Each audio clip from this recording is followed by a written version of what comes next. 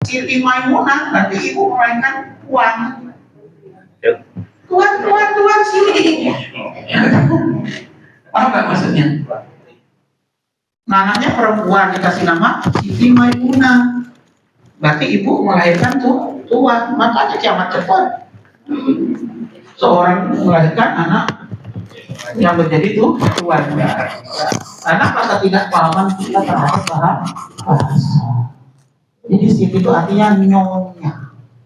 Kalau laki-laki Sayyidina artinya Tuhan yang kami muliakan. Itu begitu ya. Termasuk kakak saya nomor 2 namanya Siti juga. Siti Sarah ya. Nah, Siti Sarah istri pertama Nabi Ibrahim. Sekarang saya tanya ibu-ibu, yang punya usul Nabi Ibrahim nikah lagi siapa? Siti Sarah. Tadi ibu setuju kan bu? Keluarga Nabi Ibrahim yang kita dicontoh. Pertanyaan saya, Pak. Sekarang bapak ibu saya tanya, kenapa Siti Sarah mengusulkan kepada Nabi Ibrahim untuk nikah lagi? Karena nggak mengandung, nggak ambil. Karena nggak hamil, belum punya anak. Itu kan yang umum kita ketahui. Suaminya berdoa terus. Suaminya berdoa. Tapi kan tidak untuk nikah lagi doanya Pak. Ingat Pak, doanya bukan untuk nikah lagi supaya diberi keturunan. Ketika Siti Sarah ini menanyakan kepada Nabi Ibrahim, ya kakanda, maukah engkau menikah lagi? Pertanyaan saya Pak, dijawab apa? Yes! Apa begitu? Apa begitu Pak Nabi Ibrahim jawabnya? Enggak.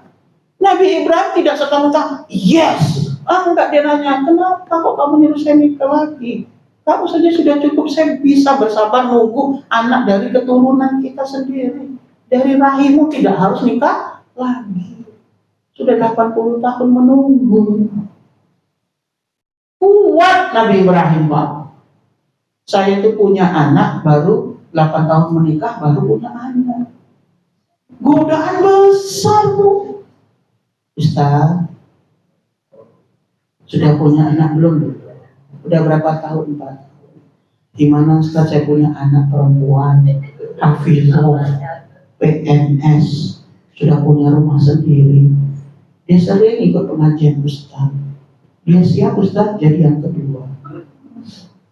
Saya bilang bu, saya baru 4 tahun menunggu. Nabi Ibrahim 80 tahun. Nanti bu 76 tahun lagi. Iya, budak besar Pak.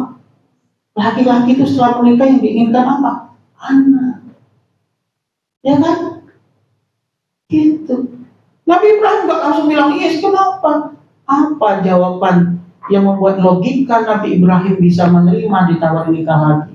Nabi Ibrahim bukan tipe laki-laki tidak setia bu. Setia 80 tahun. Siapa belum punya anak? Apa yang dijawab logikanya Siti Sarah? Kalau bahasa kita, eman kakanda. Jenengan niku Nabi. Ya kalau dari saya ada keturunan, kalau enggak eman. Itu loh jawabannya. Sehingga Nabi Ibrahim logikanya jalan. Kami para laki-laki berpikirnya logis bu. Diajak ngomong logis baru nyambung. Oh iya juga ya. Saya seorang nabi. Di samping itu, Siti Sarah itu menawarkan, bukan hanya asal menawarkan, dia pilihkan orang yang sesuai dengan karakteristik Nabi Ibrahim. Nabi yang taat kepada Tuhannya. Sebelum taat dia mencari siapa Tuhannya. Lihat bulan, ini Tuhanku, hilang. Oh bukan, Tuhan tidak mungkin hilang. Lihat bintang, lihat matahari. Hanya membuat sebuah logika bahwa Tuhan itu ada dan tidak harus dilihat. Ini menarik itu. Lalu taat, muncul ketaatan.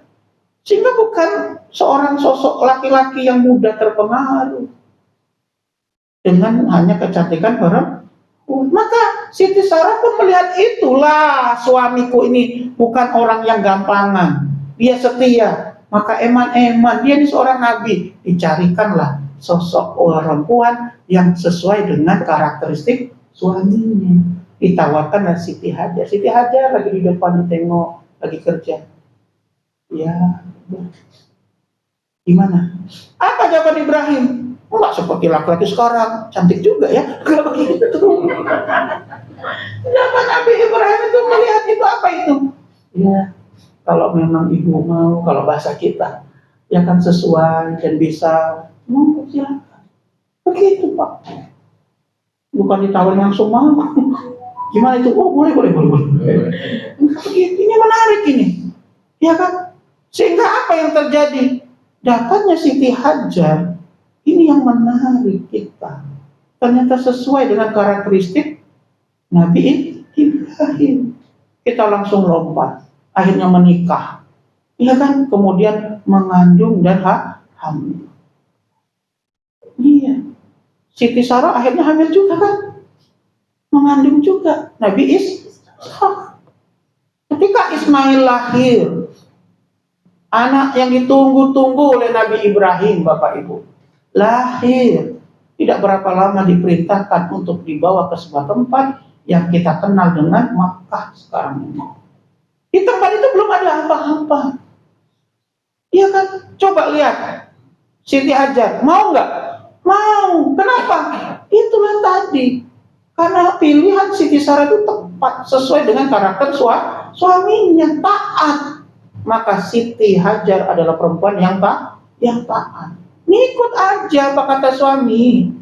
Sampai ke tempat itu coba. Enggak seperti Jogja ada sinyal, enggak ada sinyal. Iya. Warmindo belum ada. Kita ST Jumbo apa lagi? Datang ke sana, lihat tempat seperti itu, protes enggak? Enggak. Coba bayangkan Bapak itu. Bukan hidup bersama, tapi ditinggal. Ya, lompat waktu kita terbatas. Mencari air. Bolak-balik. Sofa Marwah. Ternyata ada di bawah kakinya Nabi Ismail alaihissalam. Itu memberikan kita pentingnya nilai ketaatan dan pentingnya usaha. Nilai tauhid diutamakan. Representasinya adalah taat kepada suami. Usaha tetap dijalankan. Kayak syarat sebagai manusia harus ikhtiar. Tetapi ternyata hasilnya begitu dekat di bawah kaki Nabi Ismail. Kita diberikan itu pelajarannya. Tetaplah tauhidmu kamu pegang erat-erat, berusahalah sekuatnya. Biarkan Allah yang menentukan hasilnya berada di mana. Apapun itu. Jadi nggak usah pusing. Dapat berapa? Di sana bagaimana? Sudah ketaatan dipegang, usaha maksimal. 7 kali bolak-balik sofa Marwah ternyata ada di situ. Kira-kira Bu, kalau ini terjadi sama ibu dan bapak, bolak-balik nggak ada, tiba-tiba nongol di situ.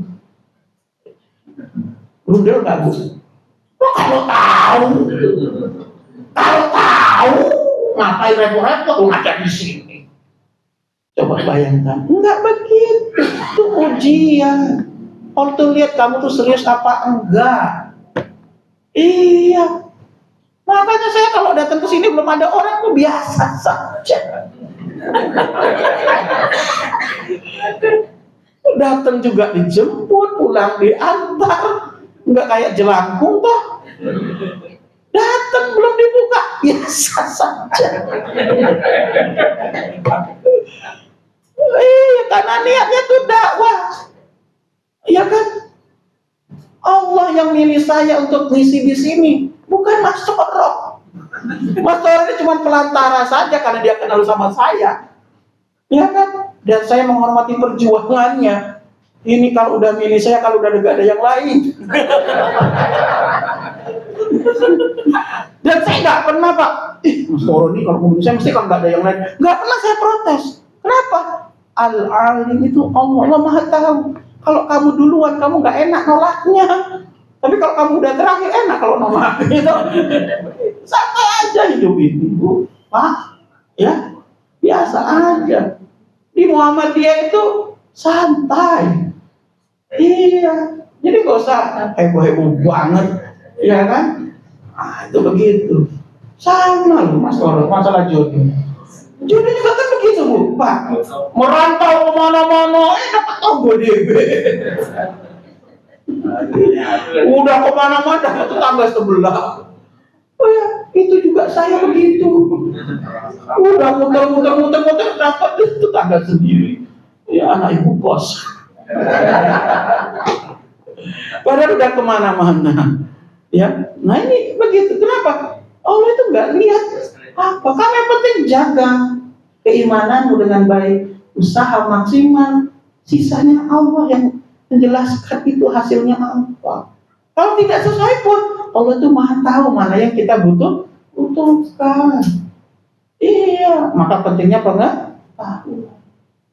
Lompat lagi kita, remaja usia Ismail alaihissalam. Nabi Ibrahim datang senang, terharu, bahagia. Ismail punya bapak, bukan hanya anak yang nemu di tong sampah. Ya kan? Ketika bertemu itu bahagia, lalu Nabi Ibrahim menyampaikan mimpinya.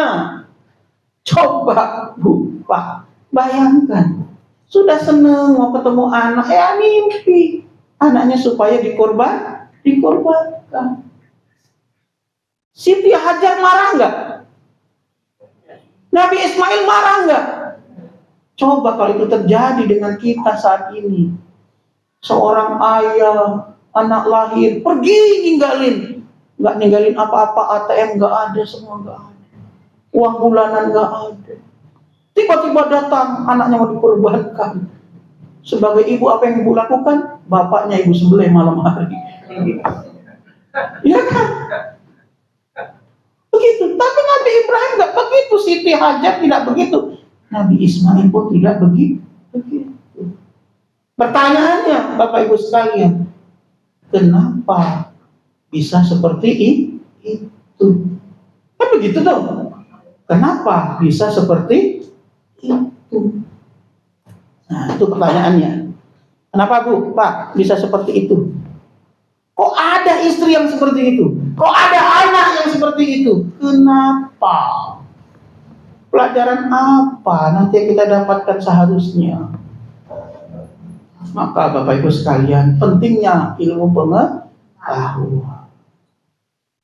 Pak, Bu, kita ini